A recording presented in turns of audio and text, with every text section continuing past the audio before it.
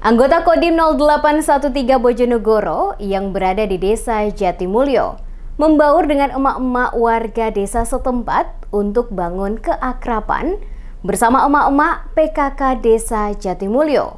Anggota TNI ikut serta senam bersama di Balai Desa Jatimulyo. Beberapa hari menjelang pelaksanaan TMMD, anggota TNI Kodim 0813 Bojonegoro melakukan tugas pembongkaran jalan dan pemerataan material. Hal itu tidak membuat anggota TNI acuh dengan masyarakat sekitar. Bersama dengan emak-emak warga desa Jatimulyo, anggota TNI ini lakukan senam bersama.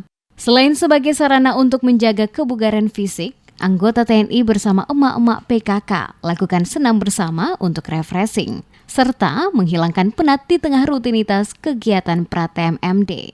Meski berkumpul bersama, anggota TNI menghimbau ibu-ibu warga Dusun Kramanan untuk tetap mematuhi protokol kesehatan.